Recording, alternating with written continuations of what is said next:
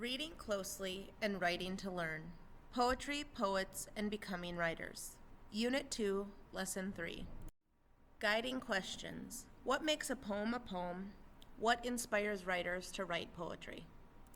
Learning targets. I can summarize pages 42 through 67 of Love That Dog based on evidence from the novel. I can describe what inspires Jack to write poetry based on evidence from Love That Dog. While you're reading, you should be thinking what makes a poem, what inspires writers to write poetry, and I want you to notice what is Jack learning about poetry as you read what he writes. Page 42, March 14th. That was the best poem you read yesterday by Mr. Walter Dean Myers. The best poem ever. I am sorry I took the book home without asking. I only got one spot on it. That's why the page is torn. I tried to get the spot out. I copied that best poem and hung it on my bedroom wall right over my bed where I can see it when I'm lying down.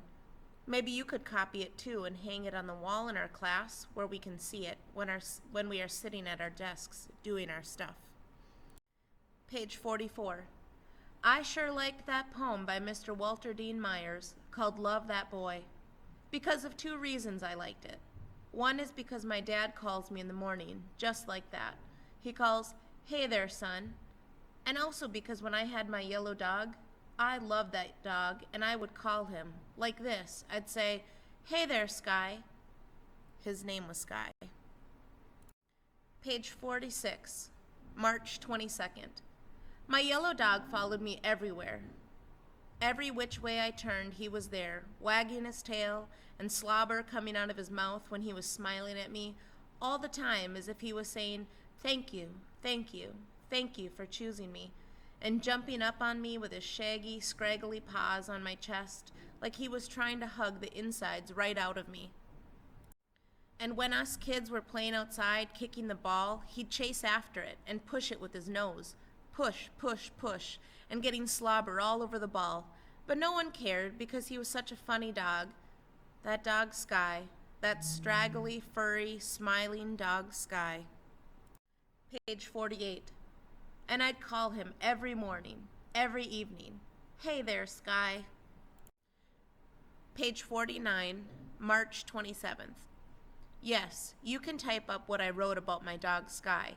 But don't type up that other secret one I wrote. The one all folded up in the envelope with tape on it. That one uses too many of Mr. Walter Dean Myers' words, and maybe Mr. Walter Dean Myers would get mad about that. Page 50, April 4th. I was very glad to hear that Mr. Walter Dean Myers is not the sort of person who would get mad at a boy for using some of his words. And thank you for typing up my secret poem, the one that uses so many of Mr. Walter Dean Myers' words. And I like what you put at the top. Inspired by Walter Dean Myers.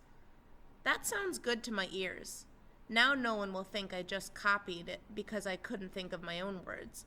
They will know I was inspired by Mr. Walter Dean Myers. But don't put it on the board yet, okay? Is Mr. Walter Dean Myers a live person?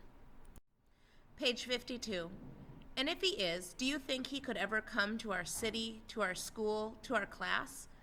And if he did, we should hide my poem with his words. Hide it real good, just in case he would get mad about that. Page 53, April 9th. No. No, no, no, no, no. I can't do it. You should do it. You're a teacher. Page 54, April 12th. I don't agree that Mr. Walter Dean Myers might like to hear from a boy who likes his poems. I think Mr. Walter Dean Myers would like to hear from a teacher who uses big words and knows how to spell and to type. Page 55, April 17th. Dear Mr. Walter Dean Myers, you probably don't want to hear from me because I am only a boy and not a teacher, and I don't use big words, and you probably won't read this, or even if you do read it, you probably are way too busy to answer it, let alone do the thing I'm going to ask you. And I want you to know that's okay, because our teacher says writers are very, very, very, very busy trying to write their words.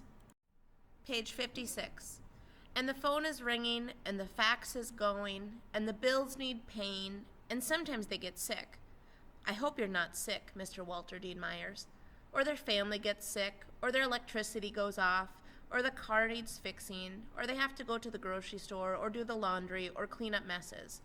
I don't know how you find the time to write your words if you have to do all that stuff, and maybe you should get a helper. So what I'm asking you is this. If you ever get time to leave your house, and if you ever feel like visiting a school where there might be some kids who like your poems, would you ever maybe think about coming to our school, which is a clean place with mostly nice people in it, and I think our teacher, Miss Stretchberry, would maybe even make brownies for you. Page 58. Because she sometimes makes them for us. I hope I haven't too much stopped you from doing your writing of words and fixing your car and getting groceries and all that stuff, just to read this letter, which is taking you maybe 15 minutes. And in that time, you could have maybe written a whole new poem, or at least the start of one. And so I am sorry for taking up your time. And I understand if you can't come to our clean school and read some of your poems to us and let us see your face, which I bet is a friendly face. My name is Jack. By Mr. Walter Dean Myers. Page 60, April 20th. Did you mail it? Did he answer yet? Page 61, April 24th. Months? It might take months for Mr. Walter Dean Myers to answer my letter? If he answers it? I didn't know until you explained that the letter has to go to Mr. Walter Dean Myers' publisher company, and then somebody at the publisher company has to sort all the mail, not just my letter, but hundreds and hundreds of letters to hundreds of authors. Page 62. All that big mess of mail piled up, and someone sorting all that mail. And then the letters for Mr. Walter Dean Myers go to him, and maybe he's away. Maybe he's on vacation. Maybe he's sick. Maybe he's hiding in a room writing poems. Maybe he's babysitting his children or his grandchildren, if he's married and stuff. Or maybe he has to go to the dentist, or get that car fixed. Or maybe someone died. I really, really, really hope someone did not die. So, if you ask me, it could take him years to get around to answering that letter. So I guess we'd better just forget about it, not count on it, get it out of our minds, do something else, forget it. Page 64, April 26th. Sometimes when you're trying not to think about something, it keeps popping back into your head and you can't help it. You think about it and think about it and think about it until your brain feels like a squashed pea. Page 65, May 2nd. Yes, you can type up the thing about trying not to think about something, but you'd better leave my name off of it, because it was just words coming out of my head, and I wasn't paying too much attention to which words came out when. Page 66, May 7th. Maybe you could show me how to use the computer, and then I could type up my own words? Page 67, May 8th. I didn't know about the spell checking thing inside the computer. It's like a miracle little brain in there, a little helper brain. But I am a slow typer person. Did you say there was a teaching typing thing in that computer too? Would it help me type better and faster? Tap, tap, tap, tap, tap, so my fingers can go as fast as my brain? Now it's time for you to turn to page 5 in your purple workbook, where you're going to be writing the gist statements and details from the text for the section that you just read. We read a longer section today, so you actually have to be filling out 5 rows. What you'll do for each row is you're going to write a summary statement in the second column, and then you're going to write details from the text in the third column. For the summary statement, you need to answer the questions who and then what happens.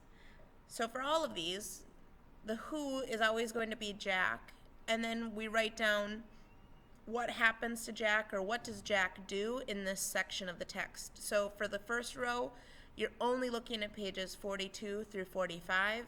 For the second row, you're only looking at pages 46 through 49. You're going to complete these 5 rows on your own.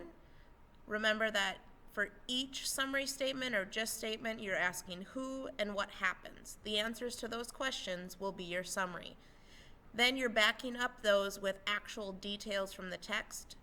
So go ahead and do that now. End of lesson 3.